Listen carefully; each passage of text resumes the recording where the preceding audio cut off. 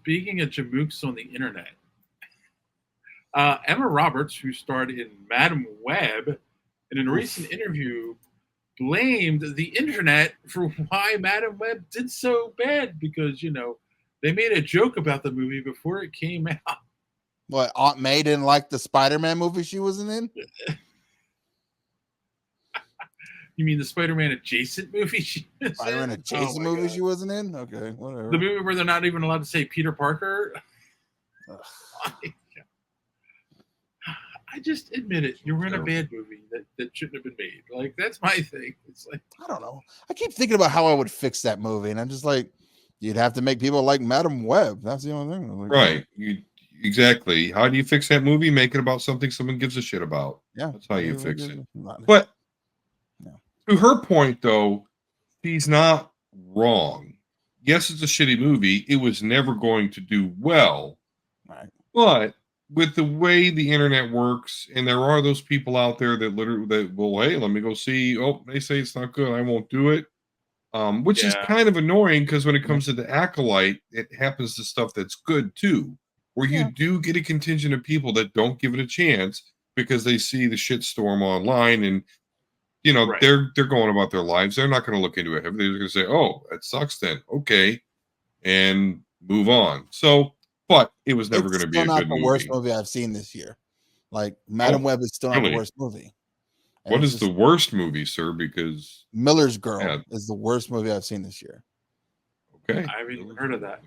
Never heard of it. So okay, Jenna Ortega and Martin Freeman, and they're doing Lolita, but that's the one he's doing her from behind or some shit. Yeah, but that's all that's not a real thing. That was just a vision of his. That was just him thinking about it. So it's taken out of context a little bit, I see. Yeah, so it's like in the movie, they never actually do it. They get caught. Like, she wrote this short story about you drilling her. Maybe you should take a sabbatical. That's the end of the movie. Well, he didn't even touch her. What's the Kevin Spacey movie where he fantasizes about American Beauty? American Beauty, yeah. So it's like American Beauty and Lolita. But like American Beauty because I don't remember. Does he actually go with her? Or is it all just fantasy in that movie? It was all just fantasy. Right. Like she opens up her jacket and the flowers come flying out. Yeah, that was all. Well, then, and no, he actually has a moment with her in the bathroom or something, and like, oh, that's right. And then oh wow, and then he realizes, oh yeah, you're the same age as my daughter. This is gross. Never mind, take it back. Take it back. Whenever you talk about this stuff on your show, what's the clip you play? It's the lemon drop guy from. Oh yeah, unacceptable. That's it. Adventure Time. That's the show. All right. Which is strange. Which is strange that it's like voiced by a guy who's being accused. So it's like, oh, that's worse. No. So long story short, no, Emma. The movie was going to fail either way. The internet failed it. That's like, but the writers failed it first. First. Yeah, I would have gladly watched a show about Madam Web gathering a team of young girls to fight a big bad and give them spider powers. I feel like the problem is that, and we talked about this a few weeks ago, where there is this belief by younger actors, if I'm getting to a superhero movie, it'll launch my career. And it's like someone put this script in front of her. Oh, you could be in the next Spider-Man adjacent movie, but she didn't have anyone in her life to go like, Madam Web, does anyone care about this character? Should we make this movie? Where if she like some comic book nerds, they would have been like, no. Is Spidey like, no, we don't care.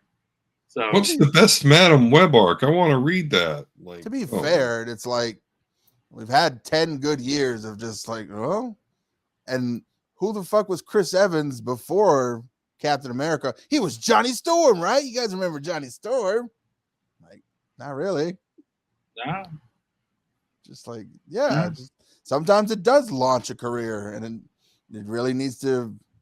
You need to be in those good ones though, because whose career have they really launched though? Whose career has actually been launched because they were in a superhero movie? I'm really struggling. Chris Hemsworth. Because can you name anything he was in before Thor? Okay. Anyone else? Hey, Frosty. I'm thinking. Well, I mean, yeah. It saved Robert Downey Jr.'s career. It absolutely did. It saved his career, but it didn't make it. It didn't make it.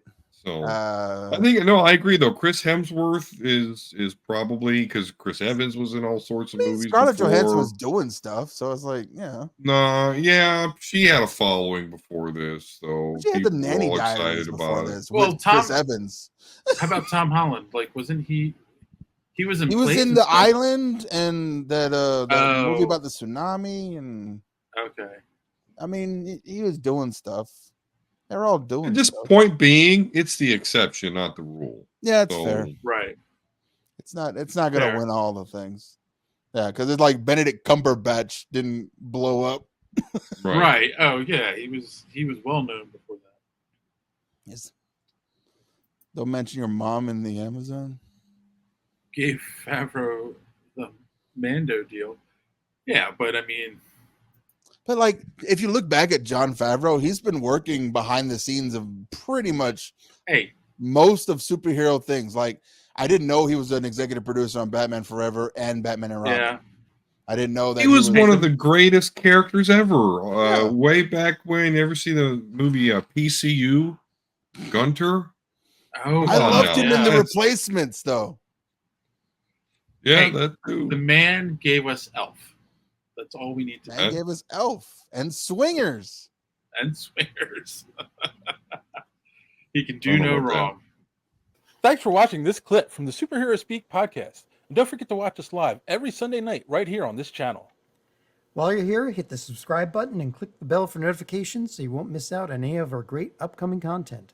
Speaking of content, don't forget to check out our website, superheroespeak.com, where you can find the podcast, links to our social media, merch, comic reviews, and so much more. That's superheroespeak.com. Thanks for watching, and don't let your cape be caught in the door. See you next time.